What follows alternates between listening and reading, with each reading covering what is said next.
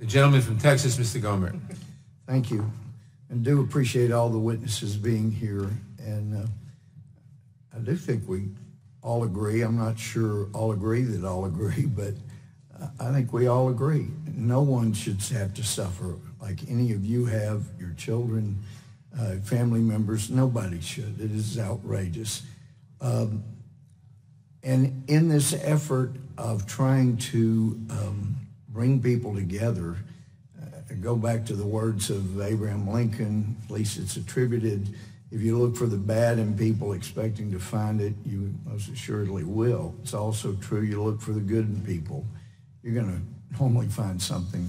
I want to ask Mr. Klein, what are your thoughts about President Trump's remarks regarding the Charlottesville demonstration, where he's quoted saying, "You also had some very fine people on both sides"?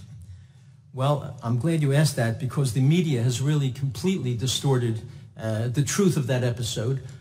What he meant, and he said so when he said it, is that they're fine people who want to get rid of Robert E. Lee's statue, and they're fine people who are not haters, who believe for historical reasons they want to keep that statue. And he made that clear. And then in the same breath, Mr. Gohmert, in the same breath, President Trump said, quote, "I'm not talking about the neo-Nazis and the white nationalists when I say fine people, because they should be condemned totally." And yet the media has never made that clear, that he, in that statement, he condemned neo-Nazis and white nationalists. He did not mean that they were fine people. Quite the contrary. He's disgusted by those people.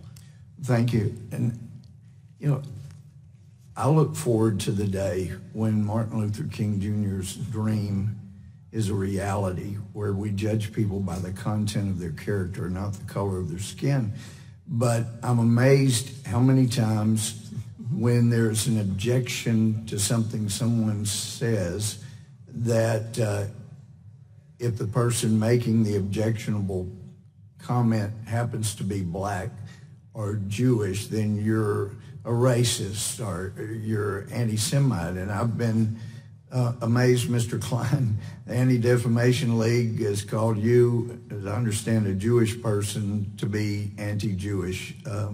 It's just interesting. I'll tell you what, Mr. Potts, and I certainly appreciate your noble service to our country. Facebook owns Instagram, correct?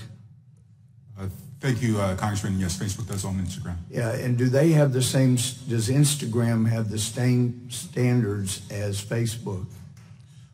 For the most part, we apply our community standards across Instagram too. There are certain things where there are differences, but for the most part, the community standards apply as well. Well, I'm told that I can have this screenshot at the back. Report as violence or threat of violence, and it talks about photos or videos of extreme graphic nature. And there's a second screenshot, if I can see that.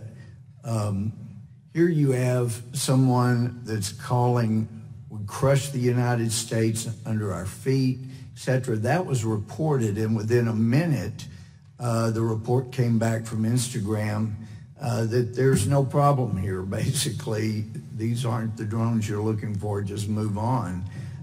So I'm really curious, if you're going to enforce these standards, why are they so quickly enforced and erroneously enforced against people like my friends Diamond and Silk? That I asked them recently when I saw them, are you still having trouble with Facebook? And they said, now, anytime we say something nice about Donald Trump, we spend forever just trying to prove that we're not a Russian robot, and that they send us through all kinds of things just to keep using the service. And here you have people that, as a result of their misunderstanding of their own religion, they want to crush the United States. They think of us as the big Satan, Israel as the little Satan. And I would just encourage you to take a look at that, and why someone who wants to destroy the United States and kill everyone in this room gets a pass when others don't. So I would welcome any explanation you can find for that. Thank you, Congressman. I'm not familiar with that exact example. Well, I know it just happened.